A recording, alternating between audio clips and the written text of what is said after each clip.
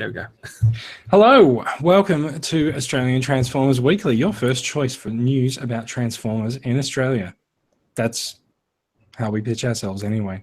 It's a short week this week. We're currently recording on April the 13th. It is the eve of the Easter long weekend, which means we're short on news and we're short on hosts. So tonight it is actually just myself. I'm Jason, and Brad is joining with me. Joining with me. You are joining with me, Brad. How you doing? We are one. That's scary. We are actually the first human Transformers combiner. Can't be the top half. Really, I didn't know you swang that way. But sure. Jason, how are you, sir? It's been 2 weeks. Yeah, no. See, this is what happens when I'm gone for 2 weeks. I come in and I make things awkward. So There's a build up, and you just need to release. Yes, you're not making this any better. Actually, it's very strange. Shove on the coal. Shove on the coal. I kind of want to start again, but that's okay. Let's just roll with it. Brad, what have you been up to this week? Transform and rollout. I had to try and get out of Melbourne today, and that was a nightmare. You tried. Did you win? Did you succeed? I was successful eventually, but just this last week leading into Easter has been hectic. Yeah. Look, the world's going to be here tomorrow. People, relax. I have to work this weekend.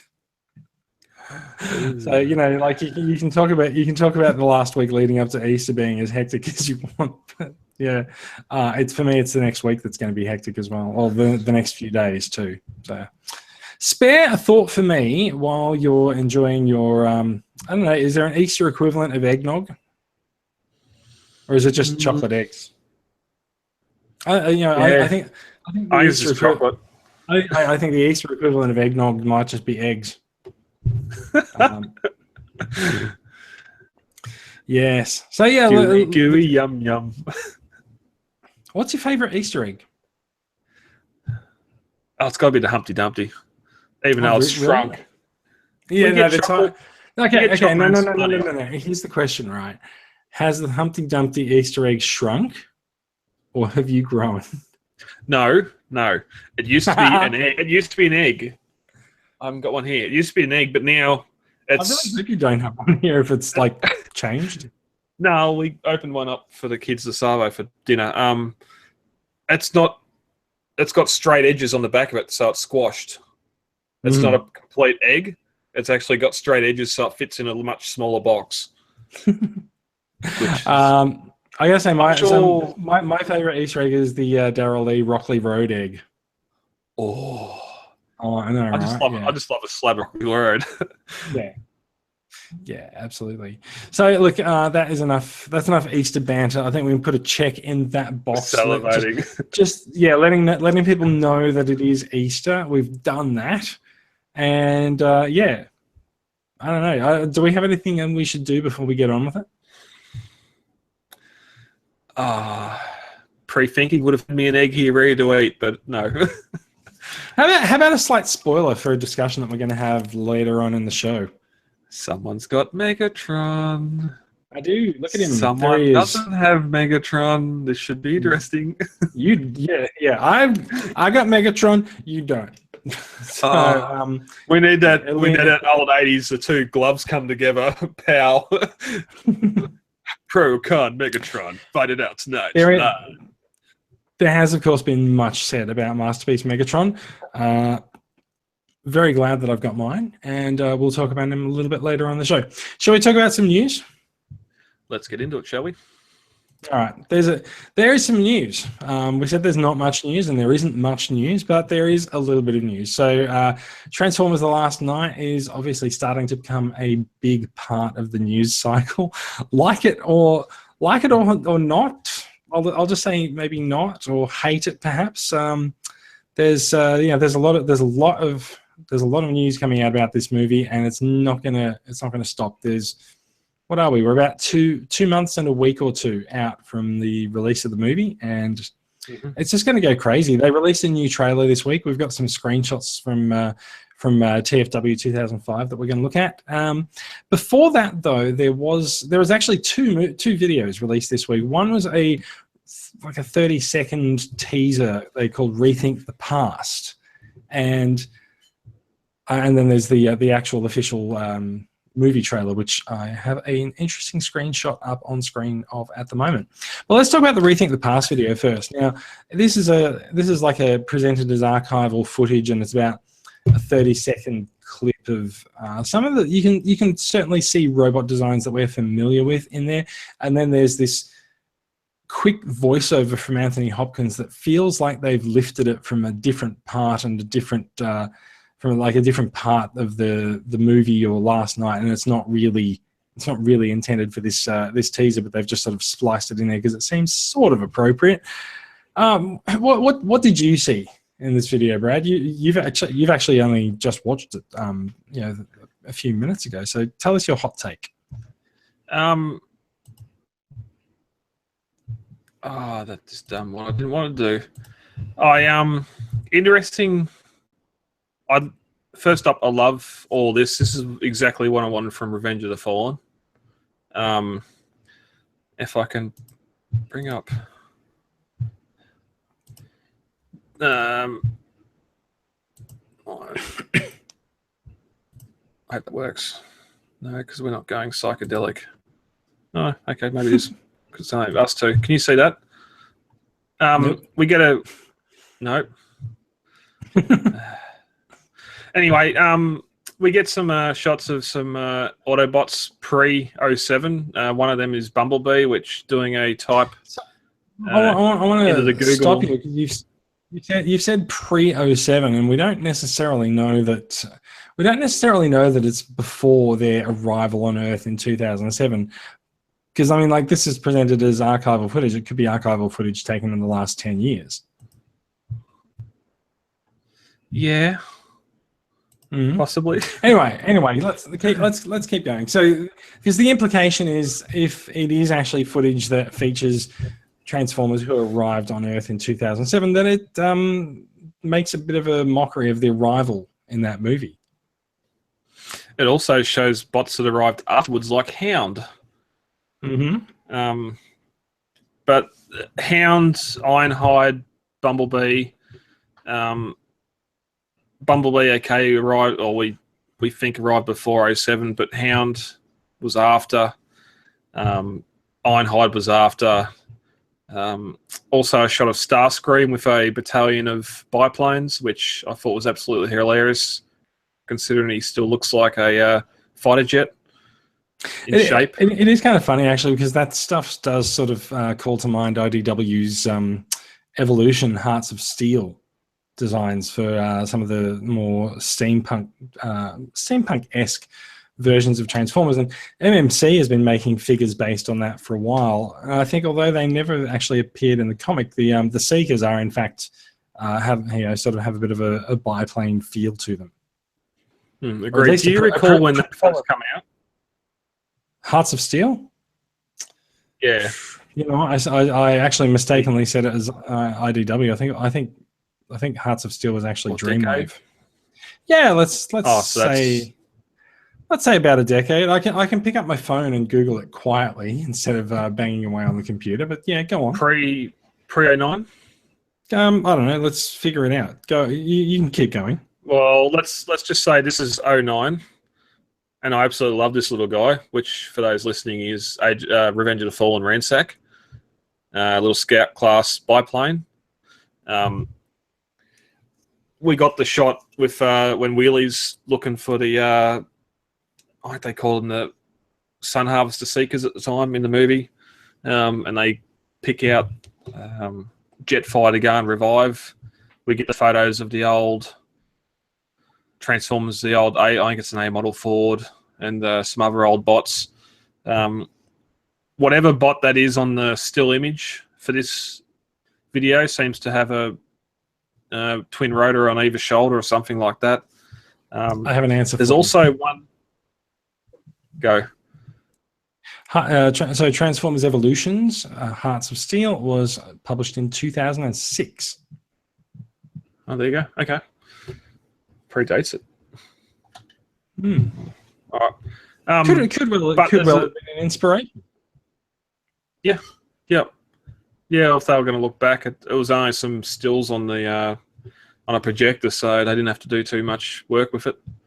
But I do like, even if this is just a blah piece and nothing's going to come out of it, there is a shot of one bot there with a German hat on. He has tank treads for legs.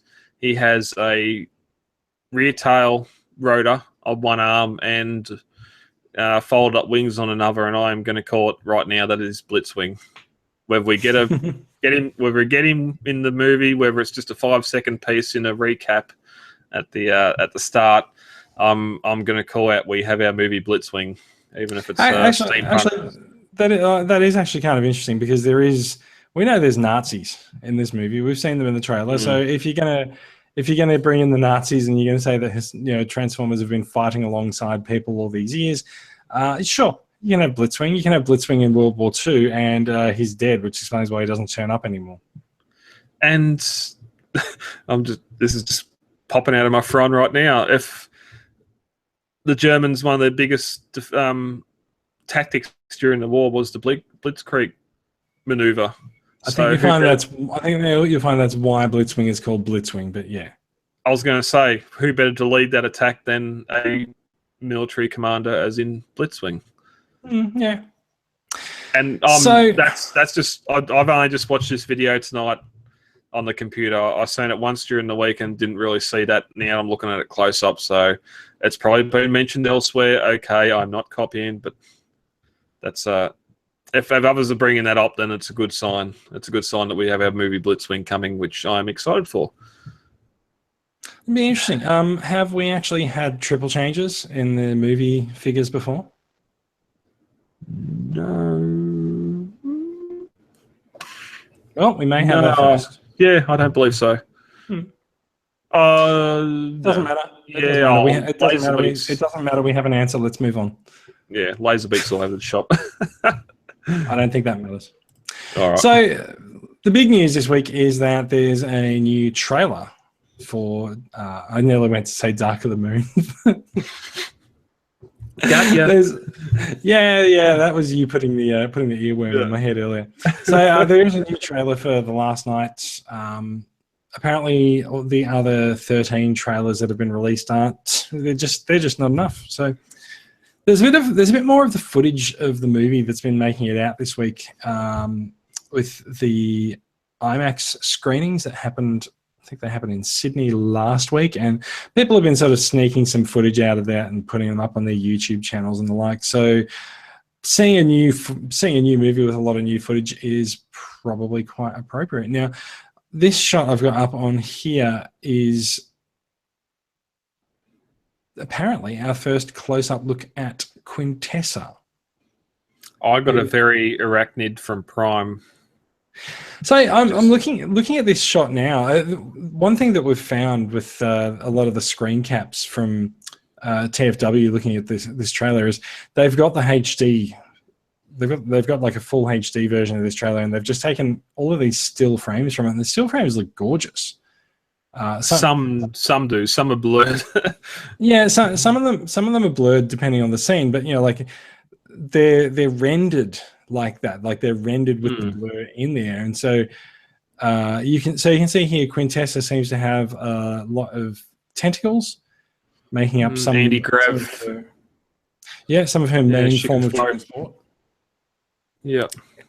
And notice on that last photo before too, she didn't have I said very human hands, which isn't what we've seen piloting the ships in the start of Age of Extinction with the dropping the seeds.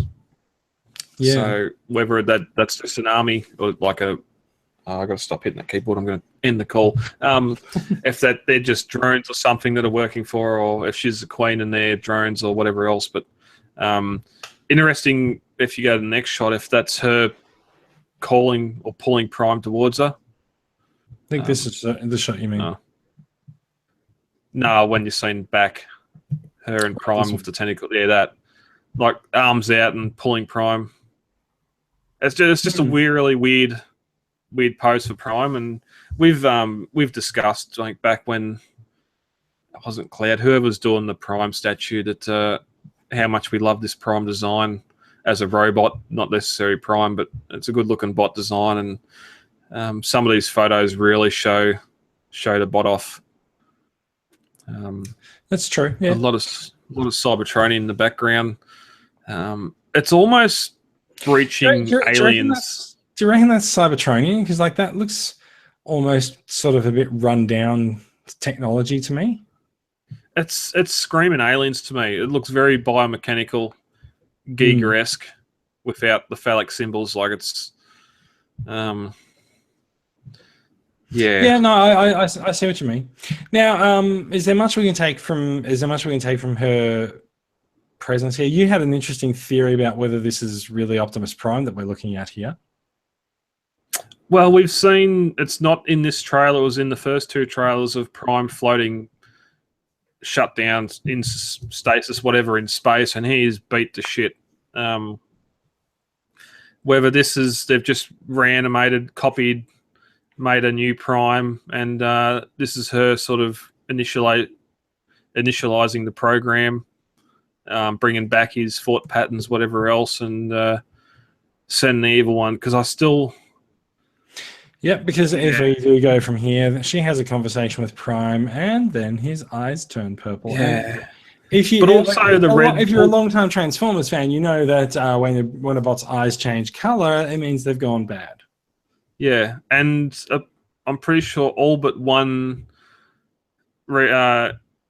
example of Nemesis Prime has been a copy or a duplicate, never been the original Prime turning bad.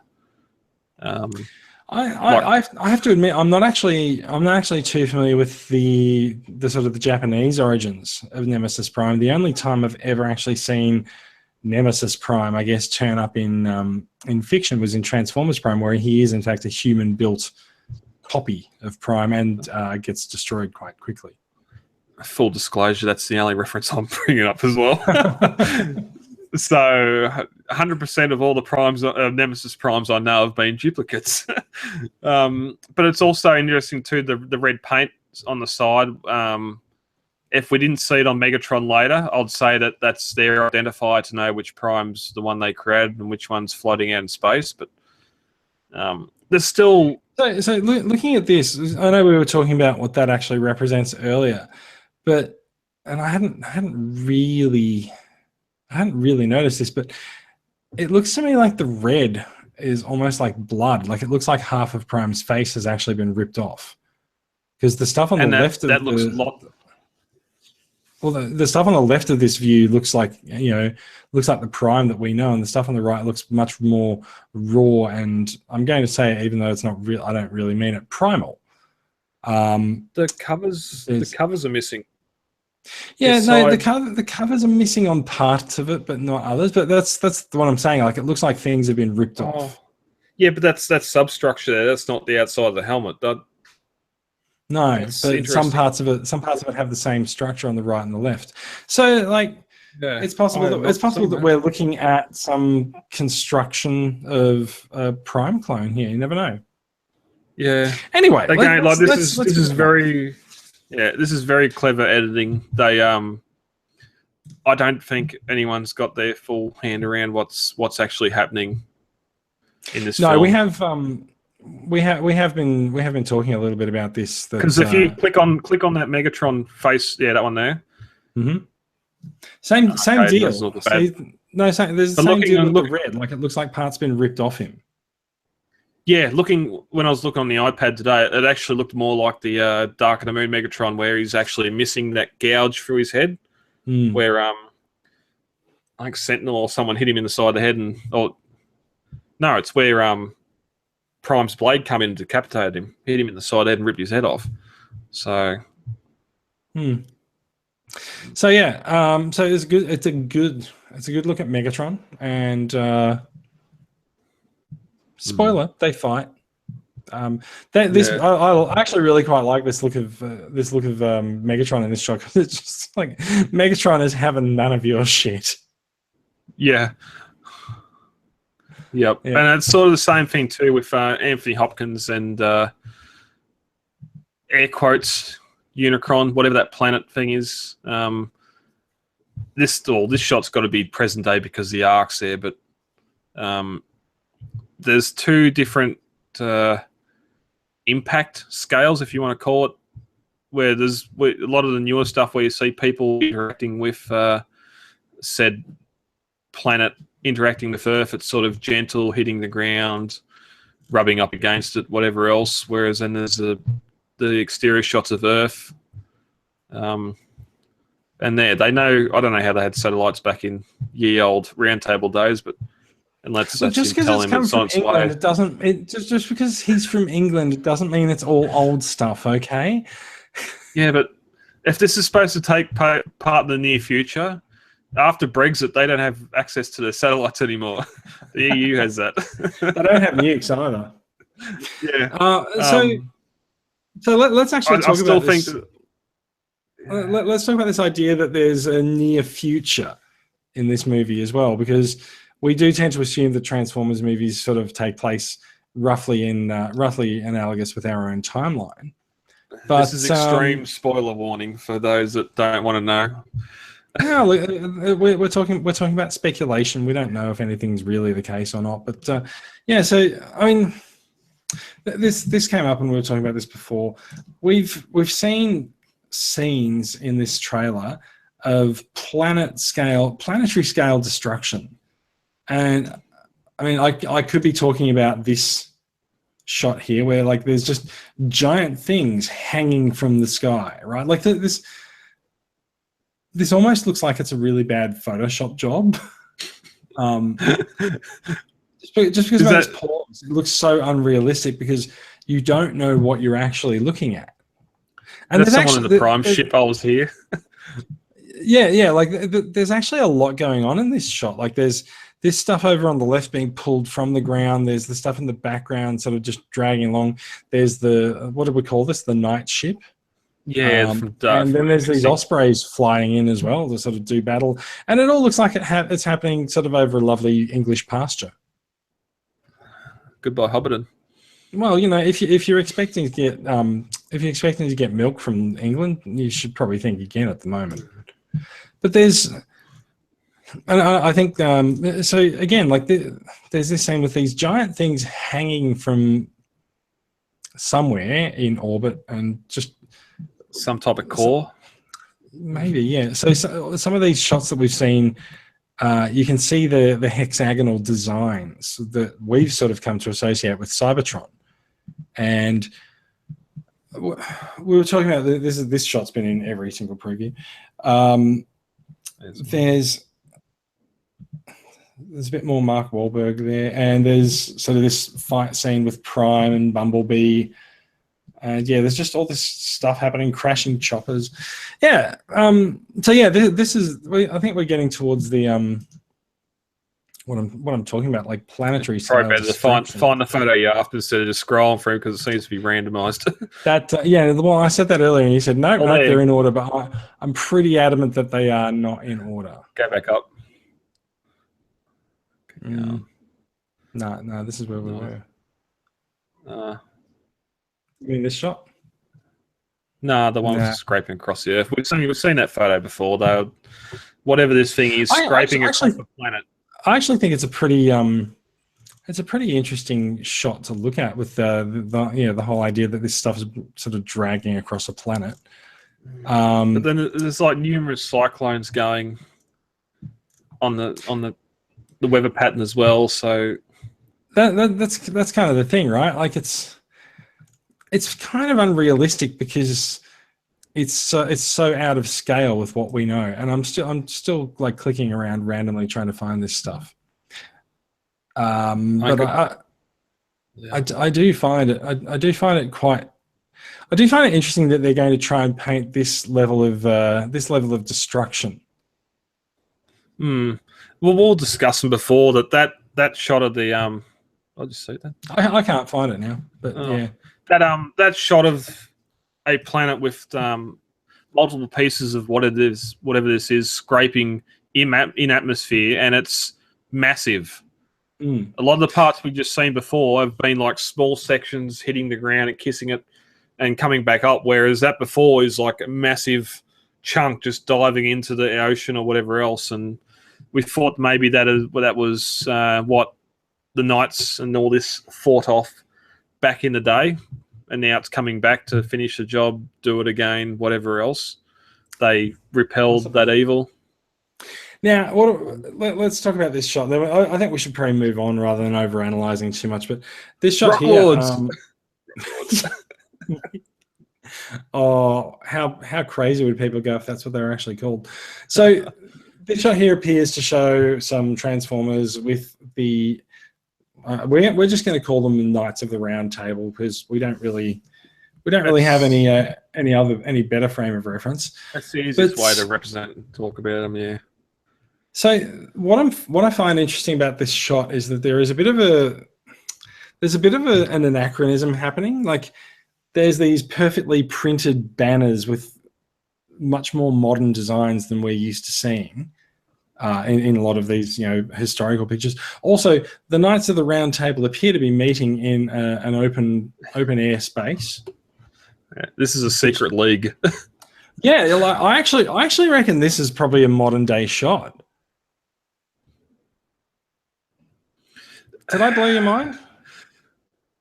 No, you blew me mind before when you said there's time travel coming up, and I'm just So okay, so we didn't actually finish that talk about planet scale destruction. Like you can't just do planetary scale destruction and move on to the next movie unless you somehow rewind it, which is why I'm thinking that some of the destruction scenes that we're seeing is something that's going to be reversed somehow, or there'll be some, I don't know, there'll be some weird plot device that they use to get out of it, and they'll roll something back, or they'll rewind time back until to a certain point before things arrived on Earth, and they'll undo the damage.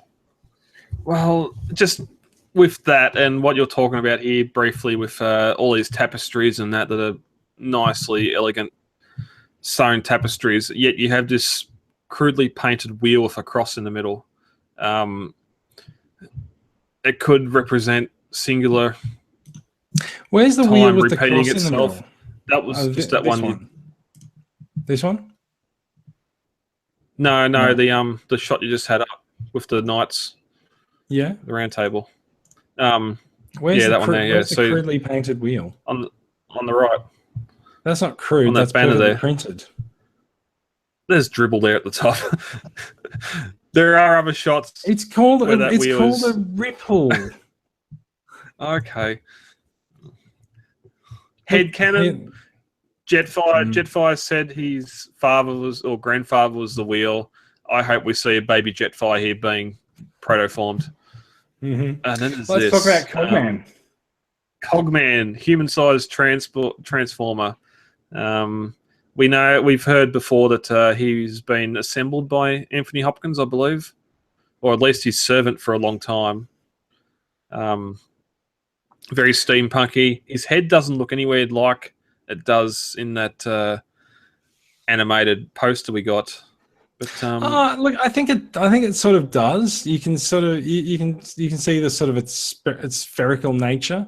Yeah. And maybe he's got a mask on. Who knows? One thing I really like about it, it really looks like someone's wearing a suit, whether it's CG or not. It's man in suit. But the other thing, there's two things about this shot, right? Actually, no, there's only one thing about this shot because we've talked about his head. There's someone following him down the stairs there, probably Anthony Hopkins. It looks like it. But Cogman, there's rumors saying that he's a headmaster, and we were talking about this earlier. Like he can't be a headmaster at his human size. He might actually be the head for the Transformer. He might be a headmaster in that way, and so maybe he's the head for a larger bot. We'll see. Possibly they've come across a bot that was decommissioned or something after that initial battle. that they seized, and Cogman becomes the head of that, so they can control that bot. Maybe What it is, yeah, that's just speculation on my part. I'm there's really one amping last this movie point. up more. I'm going to be disappointed. I think that may happen anyway.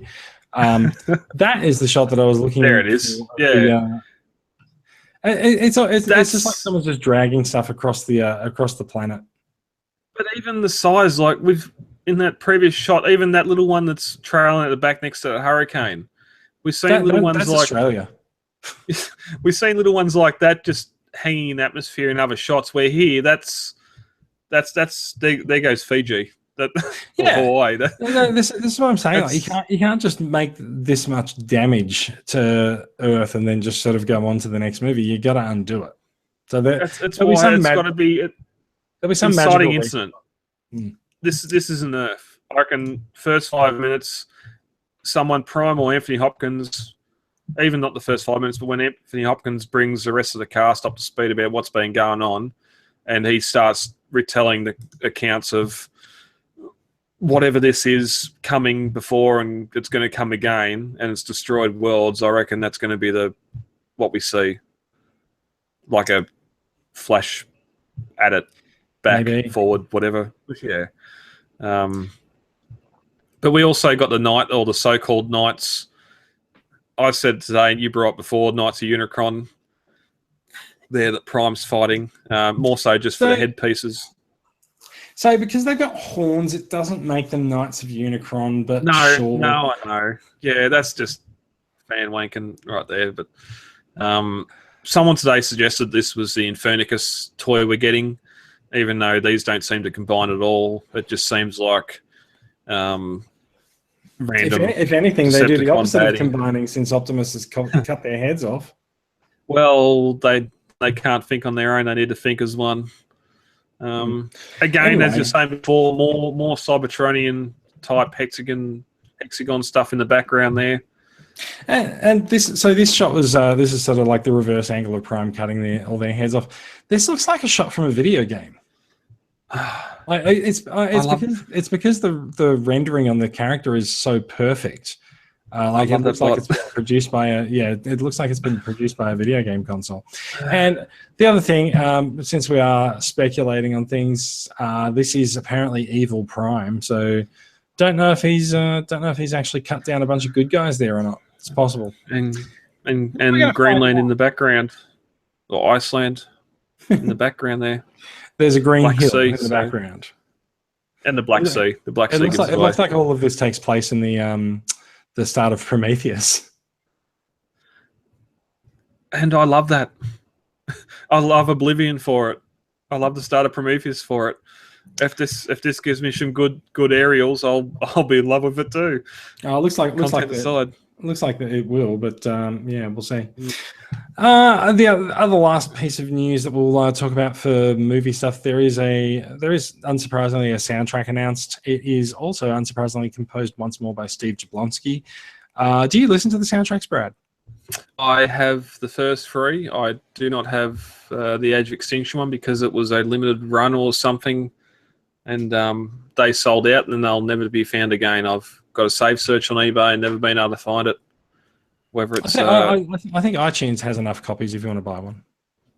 Well, I'd have to double check. I haven't checked since the movie came out, but I find I quite like Jablonski's scores. Like, I find music often helps lift a movie in my not expectation. In my impressions of the film are often lifted if I enjoy the score, and I do enjoy Jablonski's work. So I'm always happy to collect his Transformers scores, and they come up occasionally in the sort of like a random track listing. You know, I'll put some stuff on, and a track will come in. I'll be like, oh, that's it's off one of the Transformers scores. I can't tell which one. They're all they all sort of blend into each other. There's some fluff there, but across the first three movies at least that I've got, there's some really good stuff there. And even if you're not a fan of Michael Bay's directing, the bot designs, I think the score is something that really really is good because stuff like the Autobot arrival to Earth and that sort of stuff in the first one, like it's we bring the fight to them in Dark of the Moon. It's some really good, powerful score work or music work that just boosts what you're seeing on screen. Yeah, they're nice motivational pieces to listen to at the gym, right? No. Oh, it might be. I don't know. If you want to go and punch someone, maybe. Oh, that's you motivate yourself to push a little bit further. I rise, you fall. Let's talk a little bit about Michael Bay's comments that were made during the week. They did prove slightly controversial. There was a nice discussion in the TCA discussion group. Bay came out and talked a little bit about the filming and the production process for The Last Night, and dropped a few tidbits for the future. He said that there are 14 plots for future movies coming up, and people have taken that to mean that there's 14 movies coming up. I don't think that's necessarily true. I think you end up covering multiple plot points in one movie, and also you end up I don't know what I'm going to say there. You also end up assuming that someone presented this in the group as that they'd already written the movies. They didn't write the movies. They've got like a 1-paragraph description of each plot point that's coming up. So, yeah. Bay also pointed out, he talks a little bit about the forthcoming Bumblebee movie and revealed that it is aimed at a younger audience, which is probably a good thing because, like, The Last Night looks really dark. There's decapitations, there's planet level destruction, there's an evil Optimus Prime. This looks pretty bad for people, and something that's a little bit younger, a little bit lighter is probably a good thing. We know that the Bumblebee movie is actually, you know what? We don't know that it's a prequel. We're told that it's set I'm pretty sure in the past. No, they said it's set in the past. It doesn't necessarily make it a prequel. I'm still doing the time travel thing. Set between Age of Extinction and The Last Night. Okay. maybe. And they've also, because it's a prequel, they said that they didn't say it's a prequel. Sorry, I messed that up again. If it's a prequel, then it means that they can kill Bumblebee in The Last Night. And that's what we thought up until this latest trailer. Boo, editors. Matthew Paxton brought this up in the group today too about discussing the 14. Well, he said the other 14 Transformers movies, which, as you just said, isn't what's happening. But I generally, unless you do have the people that are fully anti live action movies, but I think a majority of the fandom or the community realise that you might not like what's happening, but what it's actually doing for Hasbro, putting the extra money in their pockets, you can guarantee we wouldn't have Headmasters back in when Transformers Prime was coming out, and that was coming out. Aaron Kruger, is that him? Head of Hasbro marketing? Aaron Kruger's one of the writers of the movie. He's nothing to do with Hasbro. Okay, no, it's not him then. Yeah. Anyway, you're talking about Archer. Archer, yeah, was saying that they never do Headmasters. It's too expensive. Why sell a bot where a kid can lose the head and it'd be useless and everything else? Well, guess what? 3 movies later, $2.5 billion. Give them the bot if they lose the head. Who cares? I don't know. I don't believe he's still at Hasbro, is he? No.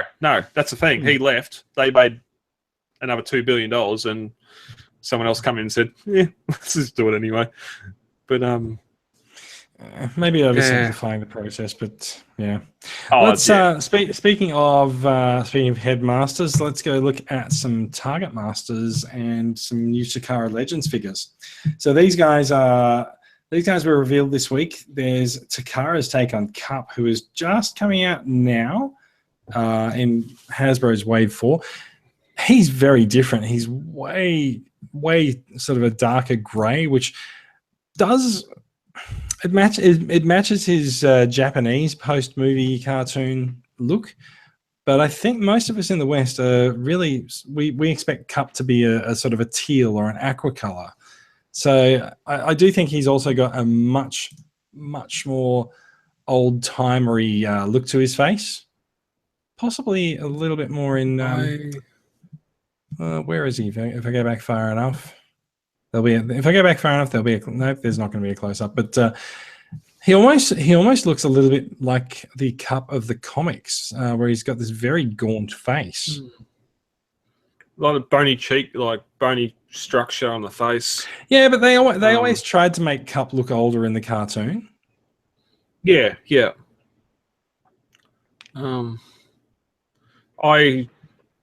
I'm drawing a blank on the Hasbro one now.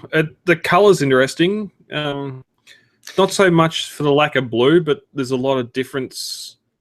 Like a lot of different. The belt, the chest, the whites, the greys, the yellows. They've also changed his forearm design, so he does look a lot more like the G1 Cup with sort of the cuff on his forearm instead of just a sort of a straight square robotic version. This guy was also announced, the Legends version of Hot Rod, and he's got an interesting bonnet design. I'd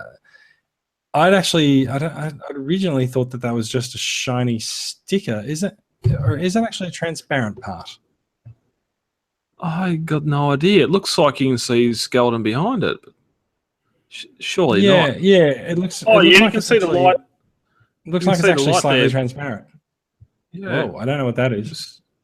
Oh, there we go. Yeah. So, and Takara's Sharkticon looks pretty amazing. Don't know whether he's actually going to come as shiny as that, but you can be a little bit hopeful. He'll come with a headmaster by the looks of it, or is that just? It looks like Cyclonus. His Mo's upside down. Yeah, no, it looks more like Scourge to me, but his moustache is upside down. Maybe they're just having a little bit of fun with the headmaster design, but yeah. So that cup looks way different to the Hasbro one. It does. He does. But if you look at a screen cap of Cup after season 3, he really looks practically black and white, or practically grey. Yeah, no, not color wise, sculpt wise. Like it's. I'm wondering how much comic. Yeah, because even the head.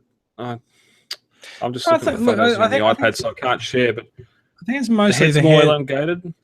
It's got a bigger crown. It's got a big. It's mostly the head. It's got a big diamond on it. Yeah. It's mostly the head and the forearms, which we already talked about. Yeah. So yeah, there's and of course he's got a target master. More clear on the window. Oh, damn you, Takara. Anyway, we're going to go through that. That looks great. I really like this cup design. I think I might end up ordering him. I don't know. I'm not really sold on Hot Rod. And that's mainly because I think the bonnet looks weird. And I think they've actually remolded part of his bonnet actually to make give the slot to attach the target master as well. Yeah, it looks like the lights on the bonnet section are transparent, but then they've just painted the outside. Yeah, like that looks right. Yeah, it doesn't continue through. Yeah. Well, so yeah, I'm not really too fussed about Takara's Hot Rod, but I am pretty much for their cup, and I don't think I think unlike almost everyone else, I don't think I need a ton of Sharkticons, so I'm probably not going to get the Nor, but I do think he looks good. If you don't already have one, you should probably make that one of the more definitive ones that you get. Trouble is, I think these figures aren't coming out until August or September as well, so you're going to have a bit of a wait for them. It's definitely a figure worth having, because the previous releases of Sharkticons have been pretty far and few between. But we've seen people with boxes of Hasbro Sharkticons. I wonder how many are going to go full in for the Takara version. I don't think there'll be as many people going for the Takara version with multiples because he'll be more expensive. I mean, a Legends figure is $20.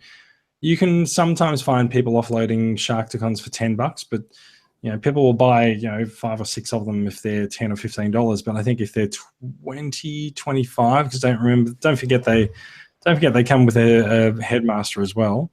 So you're going to be looking at a little bit more expensive to, I guess, troop build these guys. Yep. All right, let's move on. We said there's not really that much news this week, so it's time to talk about this guy. We do have a Masterpiece Megatron on the podcast tonight. This is the guy I've quite taken to the pose, and he's he's absolutely gorgeous in hand, and all of the complaints that I had during the early reveals of weird proportions and stuff, they're all gone. I don't have a problem with his proportions. All of the issues that I was like, oh, his chest looks a little bit short. I can still see why it does, why it might look a little bit short, but I don't care. It doesn't actually detract from the figure. So Masterpiece Megatron is here. There's been quite a lot of controversy about him in terms of price and a little bit in terms of design, but he's an expensive masterpiece, and he's of the prime caliber. I'm going to put that down for a bit. Now, he's of MP10's caliber. He's his equal and opposite, and that figure is often presented as quite an expensive purchase. I think it goes for about $200 to $250. Now, if you're importing this guy, he's probably going to set you back about sort of $250, $260 to $300, and it might well make him the most expensive masterpiece ever, actually. But he's loaded up with gimmicks. He comes with tons of accessories, and I rather enjoy him. What do you think, Brad? Has the price put you off getting one? Oh no! I'm certain his trailer and MP10's trailer share a drink in the bar in the Phantom Zone when they disappear in transformation. But his trailer. Well, you compare it to MP10 price. MP10 has trailer and roller and. Fair enough. Joke lost. Joke lost. So this guy does come with multiple faces. He comes with a lot of different weapons, and he also comes with the sniper scope as well. So, Yeah, I don't think there's been a more emotive masterpiece figure. True, very true. Actually, every time I see a photo of it, it's almost different. I don't. Even the smirk and the there's some of the faces there, and of course the we know there's a movie accurate underpiece there too, which someone replicated during the week with the Constructicons rebuilding him around it. So I gotta say I quite appreciate the ease with which you changed the faces as well. I've got other figures that you change the faces on, and I was like, get your screwdriver out because you need to undo parts. But this one just Ironhide, you get it posing and his face just erupts. Yeah.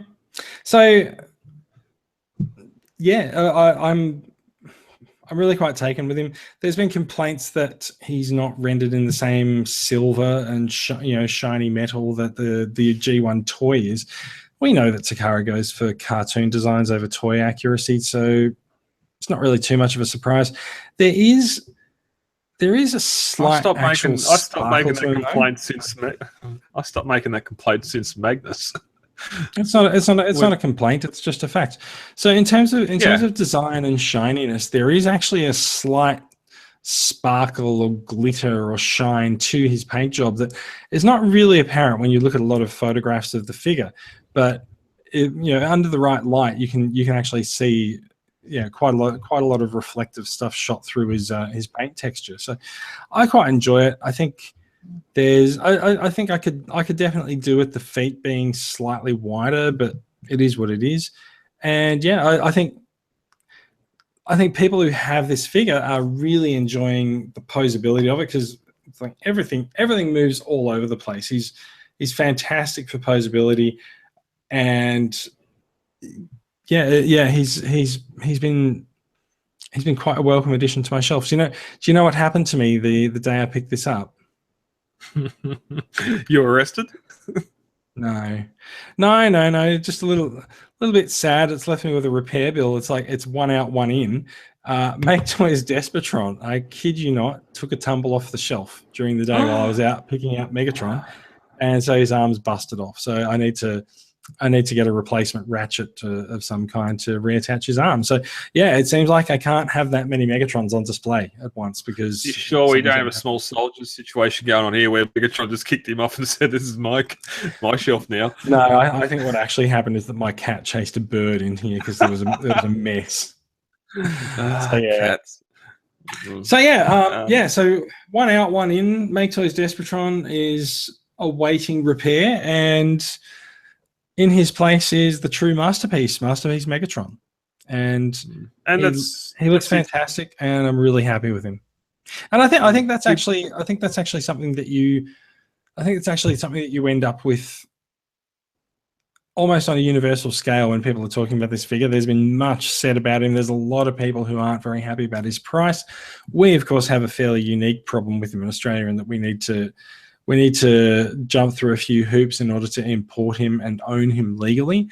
And there's just some people can't quite abide the design, because while Takara does like to go for that G1 cartoon accuracy, there are parts of this guy that are not at all accurate to the cartoon.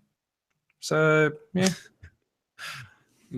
And like, you bring up price, if you look at what it's got to do, the engineering involved.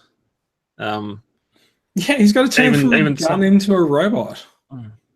Even simply the legs, going from a G1 pretty close to the cartoon design leg into the grip for the gun, the handle. It does do it better than what any of the third-party companies have done it before. You got the accessory count there.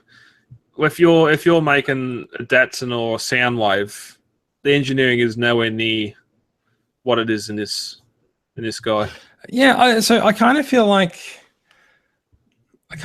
with figures like Inferno, where they've managed to make the ladder disappear inside him, and with Masterpiece Megatron, I kind of feel like Takara's designers are just sort of, they're seeing the challenge posed to them by a lot of the third-party companies, and they're answering it quite well. And people will tell you that they're riddled with quality control issues, but I think they do a better job on a larger scale than a lot of these third-party companies do. And because I have a busted Despotron, I took a photograph of him quite up close and with the brightness up, so I could see the damage, and send Make Toys a request for a replacement part. And when I was looking at it, I was sort of like, yeah, you can really actually see that despite us putting figures like Despotron and Mitron up on a pedestal and just sort of looking at it and just blurring our eyes a little and going, yeah, that's G1 Megatron, you can see this is really the G1 Megatron as Takara would design it, and in fact did. It's not someone coming along going, oh, I'm going to have a go at this. And you can see where corners are cut on some of the third-party figures, or they don't necessarily have such an eye for the original design. Whereas whoever designed this at Takara, they're slavishly accurate to the G1 figure, or to the cartoon design for the figure. So anyway, I have owned Masterpiece Megatron for 2 days, so I don't really feel like going into that much detail on him. But he's here. I'm really happy with him. Happier than I thought I was going to be. Press the barrel on his arm. His gun. What about it? The No, I don't know. No, I haven't. I just pushed the button. Yeah, I remember that. So there's a chip in here somewhere. Yeah. So yeah, no, I need to sort that out. There's probably a tab I need to remove to enable the batteries or something. Yeah. To allow the acid to flow. Yes, let the acid flow freely. So yeah, Masterpiece Megatron. Anything you'd like to question before we move on? Nah, it looks good, and I hope to handle it at Nova in 2 weeks' time. All right, sounds good. Mm. Let's move on. We are at the end of the show. We've had a bit of an elongated discussion about the last night, which, considering it's a movie that I'm not really looking forward to, I thought we did quite well to stretch that out to a good half an hour. And I do apologise to people for having to listen through that. But quickly before we go, there are some upcoming TCCA, the Transformers Collectors Club Australia, the producers of this show. There are some club events. April 22nd, they'll be at the Adelaide Toy and Comic Fair. And April 23rd, there is a barbecue meetup for Perth. Is that right? Is that April 23rd? Yep. Yeah, Dave Stevens' WA reps having a barbecue meetup over there. I thought that was on Easter Monday. No, that's next weekend because one thing not here, Gold Coast Supernova next weekend. John Ryan. Whoever puts the notes in the club events part of the run sheet needs to be fired. Ah, crap. Is it? No, because it's only the 13th. The 23rd is not Monday. Oh, next Monday. I thought the barbecue was Easter Monday. Let's just destroy this entire segment. Upcoming TCCA club events, April 22nd is Adelaide Toy and Comic Fair, and April 23rd is the TCCA Perth Barbecue Meetup. You can find all the details for those meetups at the TCCA website in the upcoming events section, or jump onto the Facebook discussion group. Yep, not mentioned there. We do have Gold Coast Supernova next weekend as well. So those on the Gold Coast, Brisbane, in the lower Queensland area. Lower Queensland area. Those not affected by the slot. No, that's because it's in New South Wales as well. Shit. Yeah. Well done. This has gone well. Those are Gold Coast. Yeah, those are Gold Coast. We John Ryan's going to be there hosting the table. We've got some members there with him. So call down, say hi. And, all right. Over on. Okay. Over on? I don't know, we got to go. I don't know, but we've done a half-hour discussion on the last night. We're not going to redo the upcoming club events 3 times. No. That's it. It's done. It's dusted. The world of editing. Yeah, if it gets edited. All right. Thank you, everyone, for listening. We'll now have to redo that. Thank you, everyone, for listening. ATW is Australia's weekly Transformers podcast produced by Transformers Collectors Club Australia. You can find the website at transformerscca.com. You'll find links there to the club's Facebook discussion group, the sales group, the YouTube channel, the Twitter account, and, of course, this podcast. And you can also find the podcast on iTunes. So please head over there and give us a review. The link is on the website and in the show notes. And if you are looking directly for the website, if you've found this podcast elsewhere, then you'll find us at transformersweekly.podbean.com. And, of course, you can find us on transformerscca.com. Thank you for listening, everyone, and we'll be back next week.